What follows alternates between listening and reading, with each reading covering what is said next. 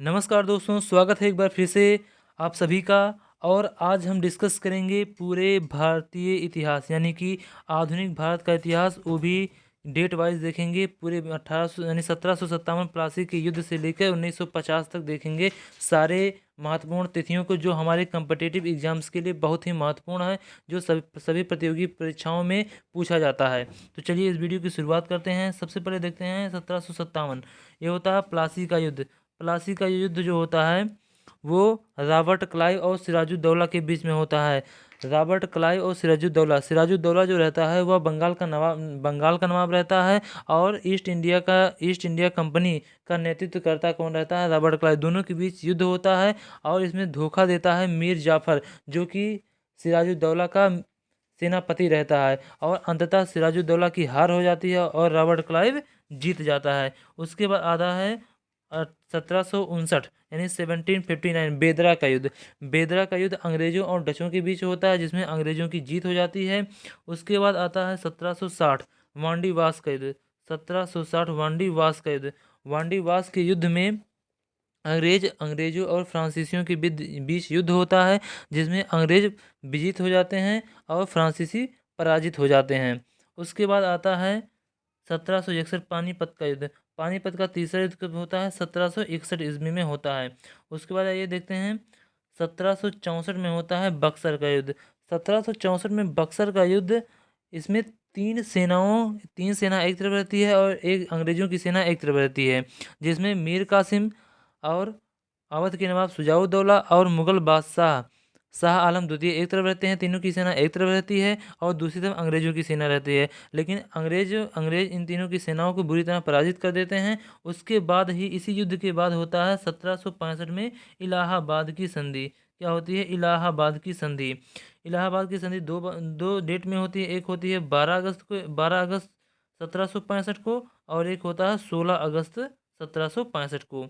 आगे देखते हैं 1772 में वारेन हेस्टिंग्स बंगाल का गवर्नर बन जाता है। उसके बाद आता है 1773 में रेगुलेटिंग एक्ट आता है। उसके बाद आता है 1784 पिट्स इंडिया एक्ट। ये पिट्स जो रहते हैं, पिट्स महोदय, ये उस समय ब्रिटेन के प्रधानमंत्री रहते हैं। ये ब्रिटेन के राजा रहते हैं, पिट्स बनते हैं। इनकी अध्यक्षता में आता है एक एक्ट जिसे कहा जाता है पिट्स इंडिया एक्ट 1784 में। उसके बाद होता है 1793 में अस्थाई बंदोबस्त आता है। अस्थाई बंदोबस्त किसके समय में लागू हुआ था? तो लॉर्ड कार्नवालिस के समय में। उसके बाद आइए देखते हैं अगला डेट जो है ये 1799। टीपू सुल्तान की इसमें मृत्यु हो जाती है। टीपू सुल्तान जो रहता है वो जो मैसूर का शासक रहता है, और टीपू सुल्तान के पिता का नाम रहता है हैदर अली। हैदर अली और टीपू सुल्तान दोनों मैसूर के शासक रहते हैं, और 1799 ईस्वी में इनकी मृत्यु हो जाती है अंग्रेजों से लड़ते वक्त। उसके बाद होता है 1803 असीर गांव का युद्ध होता है। 1886 में अंग्रेजों का दिल्ली पर कब्जा हो जाता है, और 1809 में अमृतसर की संधि होती है। अमृतसर की संधि होती है 1809 में होती है, जो कि ईस्ट इंडिया कंपनी और महाराजा रणजीत सिंह के बीच होती है। ये होती है महाराणा रणजीत सिंह और ईस्ट इंडिया कंपनी के बीच में। आगे देखते हैं सुगौली की संधि। सुगौली की संधि जो होती है 1816 ईस्वी में ईस्ट इंडिया कंपनी और नेपाल के राजा के बीच में होती है। कौन सी? सुगौली की संधि। सुगौली की संधि काफ़ी इंपॉर्टेंट है, जो कि 1816 में हुआ था। इसे हमें हमेशा याद रखना है। उसके बाद आइए देखते हैं, एक मिनट। उसके बाद आता है 1700 आइए सॉरी सुगौली की संधि जो है 1816 में होती है, और 1824 ईस्वी में बैरकपुर का सैन्य विद्रोह होता है। उसके बाद आगे देखते हैं 1829 में सती प्रथा का अंत हो जाता है। 1833 में बंगाल का जो गवर्नर रहता है वो भारत का गवर्नर बन जाता है। 1854 में बुड डिस्पैच आता है। बुड डिस्पैच जो कि शिक्षा से संबंधित रहता है। ये क्वेश्चन सीधे पूछा जाता है कि बुड डिस्पैच किस से संबंधित होता है या शिक्षा से संबंधित रहता है बुड डिस्पैच। उसके बाद आता है 1857 का विद्रोह। इसे प्रथम स्वतंत्रता संग्राम या कहा भी जाता है, और कई विद्वानों ने इसे कई नाम दिए हैं, जैसे किसी ने कहा है ये प्रथम स्वतंत्रता संग्राम है, किसी ने कहा है ना तो ये प्रथम है ना तो स्वतंत्रता संग्राम था। लेकिन इसे 1857 का विद्रोह कह सकते, विद्रोह होता है। सबसे पहले अंग्रेजों को भगाने के लिए यही विद्रोह सबसे पहले होता है, लेकिन ये असफल हो जाता है और अंग्रेजों के द्वारा दबा दिया जाता है। इसमें सबसे मुख्य नेता जो रहते हैं, मतलब ये आंदोलनकारी जो रहते हैं, मंगल पांडे को सबसे पहले फांसी दी जाती है, जो कि उसके बाद इसमें रहते हैं लक्ष्मीबाई, तात्या टोपे, बेगम हजरत महल और नाना साहब जैसे लोग इसका नेतृत्व करते हैं। उसके बाद आता है 1872। 1872 में जनगणना प्रारंभ होती है।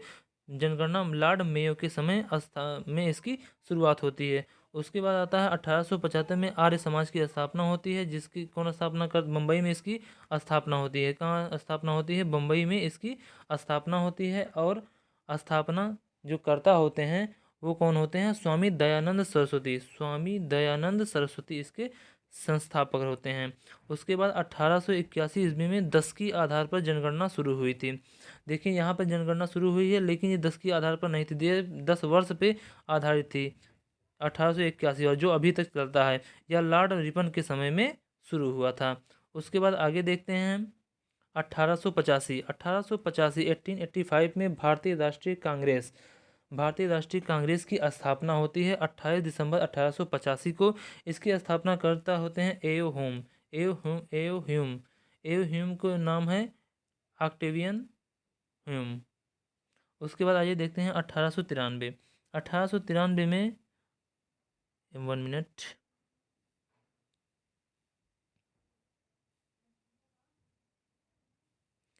उसके बाद देखिए 1993 में होता है स्वामी विवेकानंद जी का शिकागो में भाषण देते हैं। और 1905 में बंगाल विभाजन का प्रस्ताव रखा जाता है, बंगाल विभाजन होता है। उसके बाद में ये किसके समय में होता है? लॉर्ड कर्जन के समय में होता है। बंगाल विभाजन लॉर्ड कर्जन के समय में होता है। उसके बाद आता है 1906 मुस्लिम लीग की स्थापना होती है। 1907 में सूरत अधिवेशन होता है, जिसमें कांग्रेस का विभाजन हो जाता है, जिसमें हो जाता है एक होता है गरम दल और दूसरा होता है नरम दल। उसके बाद आते हैं 1909 पे। 1909 जो है इसमें मार्ले मिंटो सुधार के नाम से इसको जाना जाता है। 1909 में मार्ले मिंटो सुधार आया था। इसमें मुस्लिम के लिए पृथक निर्वाचन या सांप्रदायिक निर्वाचन का प्रावधान किया गया था इसमें। उसके बाद होता है 1911 में दिल्ली दरबार का जब आयोजन किया जाता है, तो 1905 का जो बंगाल विभाजन है, ये बंगाल विभाजन रद्द कर दिया जाता है। और यह किसके समय रद्द किया जाता है? लॉर्ड हार्डिंग के समय में। उसके बाद आइए देखते हैं हम 1912। 1912 में राजधानी जो है कलकत्ता रहती है, वहाँ से ट्रांसफ़र क्या हो जाती है? दिल्ली में स्थानांतरित किया जाता है। उसके बाद 1913 में गदर पार्टी की स्थापना होती है और रविन्द्रनाथ टैगोर को नोबेल प्राइज इसी वर्ष मिलता है 1913 ईस्वी में। उसके बाद 1914 में विश्व युद्ध आरंभ हो जाता है। 1915 में 9 जनवरी 1915 को गांधी जी दक्षिण अफ्रीका से भारत लौटे थे, और इसी दिन मनाया जाता है, यानी 9 जनवरी को मनाया जाता है प्रवासी भारतीय दिवस। ये भी हमें ध्यान रखना, जो कि कई प्रतियोगी परीक्षाओं में पूछा जाता है।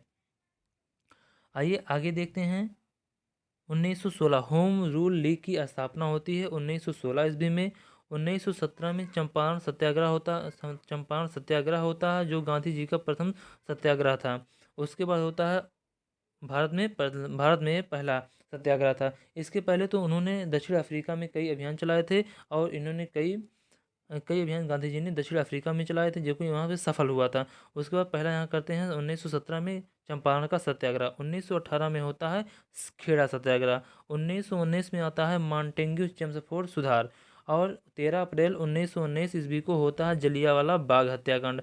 जलियांवाला बाग हत्याकांड में जनरल डायर के आदेश पे वहाँ पे लोग जो है इकट्ठा रहते हैं। वो जनरल डायर वहाँ पे गोली चलाने के लिए आदेश दे देता है, जिसमें बहुत से लोगों की डेथ हो जाती है, और बहुत लोग तो अपने जान बचाने के लिए जो है वो कुएं में कूद जाते हैं। इस प्रकार लगभग 3000 से 4000 व्यक्तियों की वहाँ पे मृत्यु हो गई थी।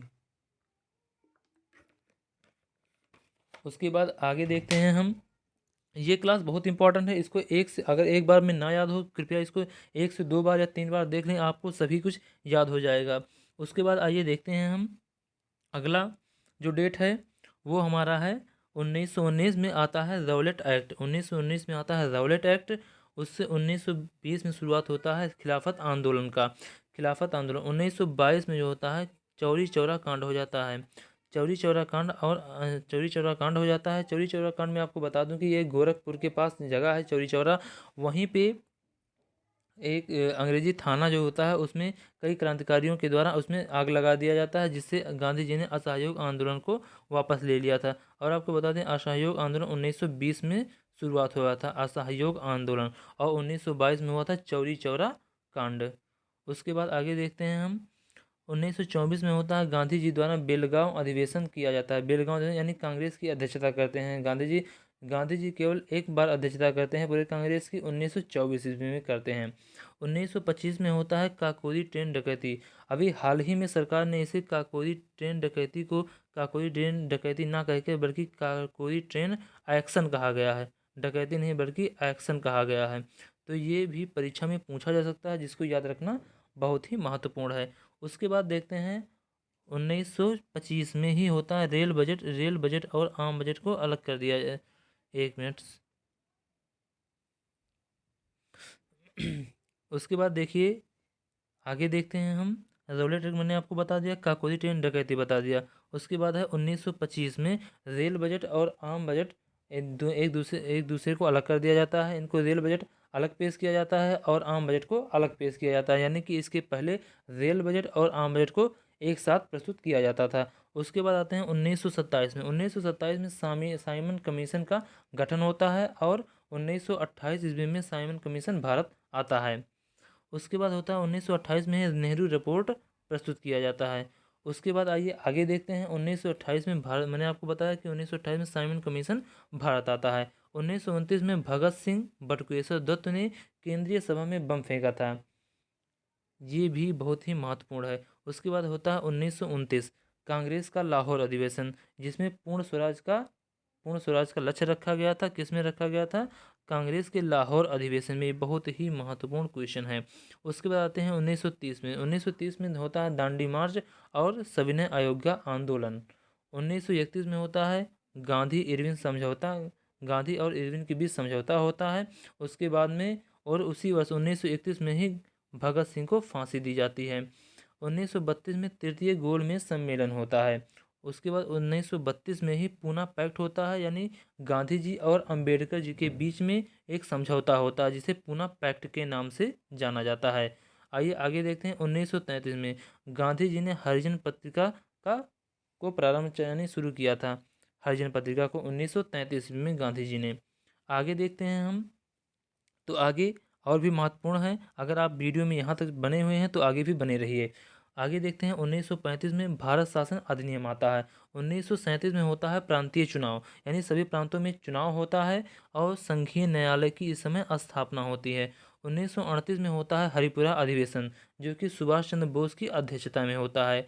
1939 में फॉरवर्ड ब्लॉक की स्थापना होती है और 1939 में ही क्या होता है सेकेंड वर्ल्ड वार की शुरुआत होती है। 1939 में, यानी 1939 में ही इसकी शुरुआत होती है।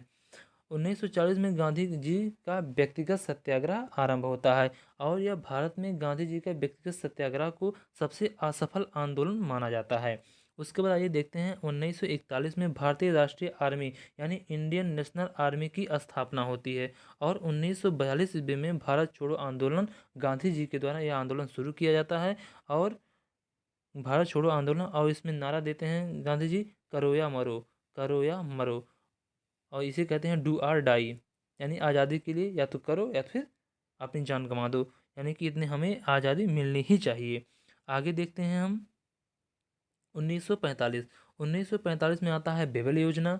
1946 में आता है कैबिनेट मिशन और 1947 में होता है भारत से अंग्रेज़ों का पलायन हो जाता है और भारत का विभाजन हो जाता है, जिसमें भारत एक पाकिस्तान बनता है और दूसरा भारत तो रहता है, यानी पाकिस्तान का जन्म होता है। इसीलिए पाकिस्तान जो है 14 अगस्त को अपना इंडिपेंडेंस डे मनाता है और भारत 15 अगस्त को मनाता है। 15 अगस्त को अपना इंडिपेंडेंस डे मनाता है, यानी स्वतंत्रता दिवस मनाता है। आगे देखते हैं 1948 30 जनवरी 1948 48 को गांधी जी की हत्या हो जाती है। और गांधी जी की हत्या कौन करता है? तो नाथूराम गोडसे द्वारा हत्या कर दी जाती है गांधी जी की, नाथूराम गोडसे के द्वारा। उसके बाद आइए देखते हैं 26 नवंबर 1949 को भारतीय संविधान को अंगीकार किया गया था। उसके बाद होता है 1950 में भारत में संविधान को लागू किया जाता है। 1950 ईस्वी में भारत एक गणतंत्र बन जाता है। आपको मैं समझा दूं कि 26 नवंबर 1949 को जब संविधान बन गया था तो उसे भारत में अंगीकार किया गया था, लेकिन भारत में लागू किया गया था 26 जनवरी 1950 ईस्वी को लागू किया गया था पूरे भारत में, और भारत इस प्रकार से एक गणतंत्र बन जाता है। उम्मीद है कि ये वीडियो आपको काफ़ी पसंद आया होगा। आप इस वीडियो के 1 से 2 बार देख लीजिए या 3 बार देख लीजिए। अगर आपको नहीं समझ में आता है तो आपको मेरा उम्मीद है कि आपको ये जो डेट टाइम लाइन है आधुनिक भारत का, ये लघु आपको बहुत ही आसानी से और बहुत ही सीक्वेंस वाइज आपको याद हो जाएगा। मिलते हैं किसी नेक्स्ट वीडियो में। धन्यवाद।